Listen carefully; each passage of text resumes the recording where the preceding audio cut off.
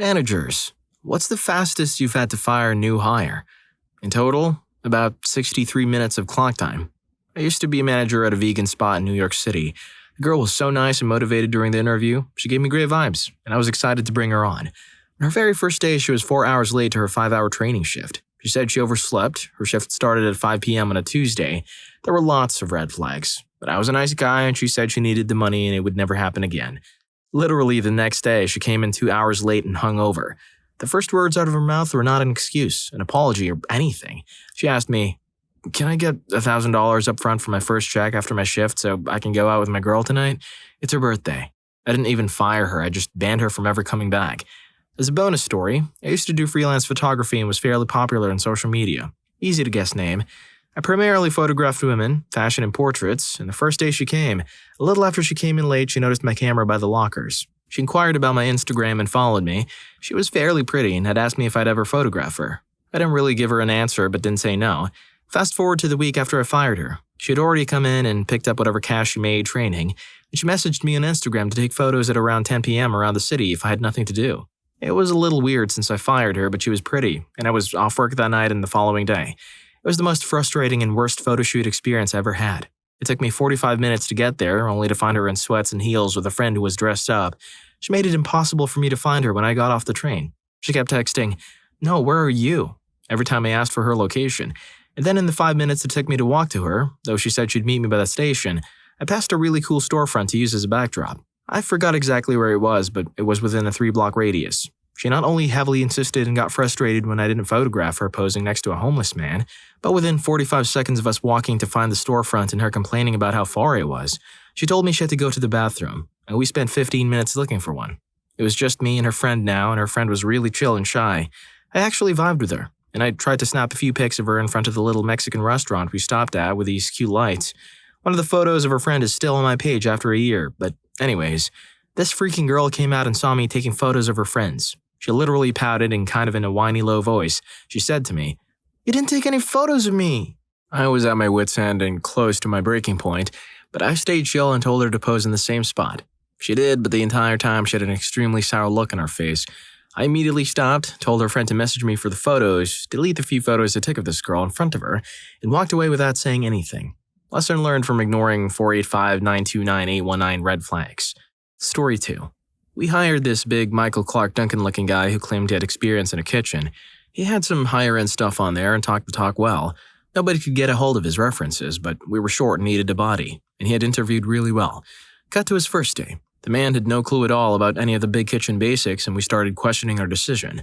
But we figured maybe he was nervous or hungover. It was a kitchen, after all, and we let it ride another day. On day 2, he came in and started prepping, and I kept half an eye on him. I saw him grab some potatoes for soup, and the next thing I knew, he muttered about the chef's knife being dull. Instead of sharpening it with a whetstone on hand, or even using steel, he grabbed a 10-inch flexible knife and started wobbling his way through a large russet potato. It wasn't going well. I piped up, "Hey, that's the wrong tool for the job. What the hell are you doing?" He said, "Nah, man, I got this." As I tried protesting again to tell him, "No, dude, seriously, you're going to get hurt." I saw the potato roll out of his grip and the knife spring off the side of it and toward his hand. I'd never seen a dude go pale before that day, but he sure did. I then proceeded to tell him we were going to the hospital, leave it in, and to grab a towel. But this guy got it out. I handed him the towel, then he wrapped up and told me he was going to drive to the hospital and would be back as soon as he could. I told him he didn't need to come back until the next day to pick up his paycheck. He freaked out, and I had to call him on his BS and list about a dozen unsafe or unhygienic practices that were enough to cause me to let him go, let alone the fact that he just hurt his hand after being told not to do something.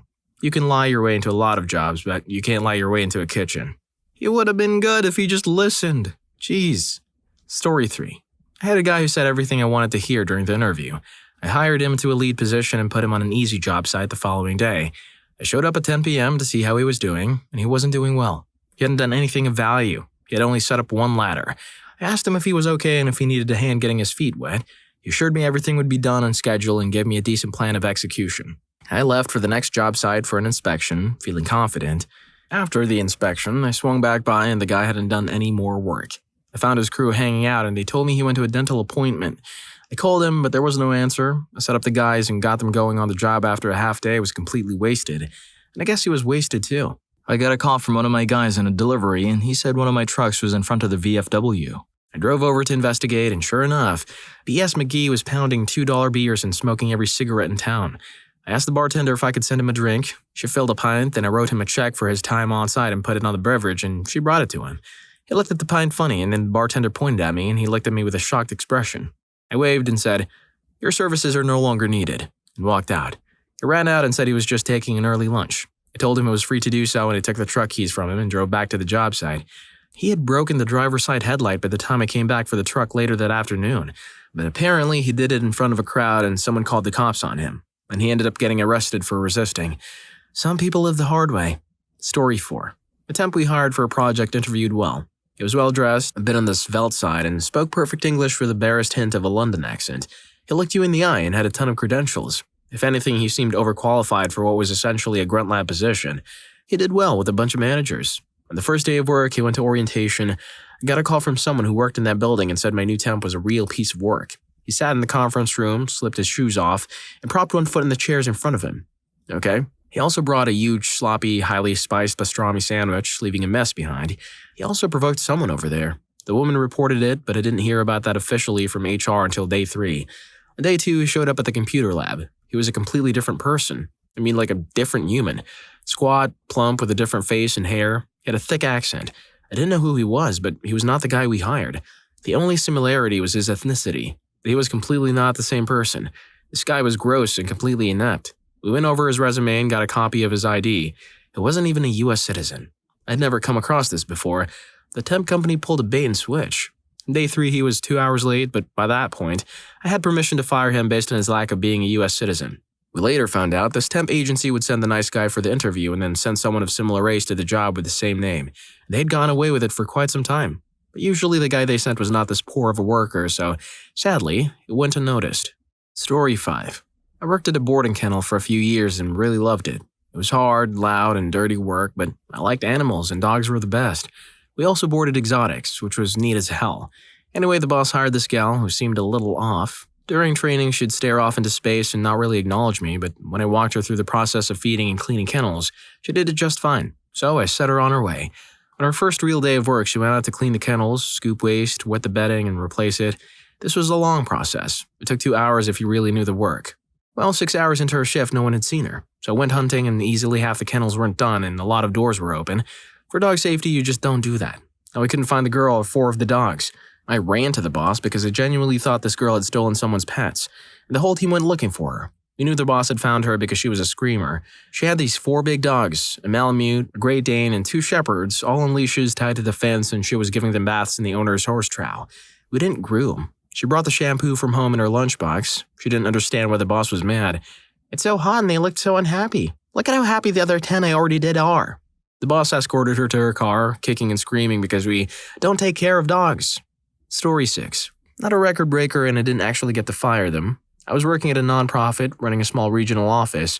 From time to time, we would have special fundraising drives to raise money for specific local programs. I would hire 10 workers to call a cherry-picked list of supporters who were involved with the nonprofit.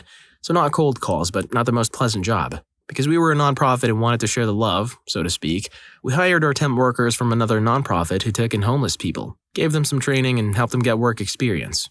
Win-win for both of us, right? Our fundraising calls get done and they get recent work experience. I had 2 women start at 8 a.m. I went through a brief training session with them and started them working the phones. I hung around for a while to be sure they weren't having any trouble. Then I left for my morning appointments. I didn't spend much time in the office. I came back about 11 a.m. to check on them. The office was locked up and no one was there. I discovered the 2 women had taken all the minor electronics, think radio, DVD player, and helped themselves to my stash of change for the vending machines. Altogether, they couldn't have gone more than $10 to $20 at a pawn shop for what they took, which was what they would have earned with an hour's work. I called the other nonprofit and told them what happened. That nonprofit kicked them out too. Those 2 women were homeless again. It's one of the stupidest things I've ever seen someone do. Well, these 2 took temp job a little too literally. Most of these people are just fast-tracking their route back to being unemployed.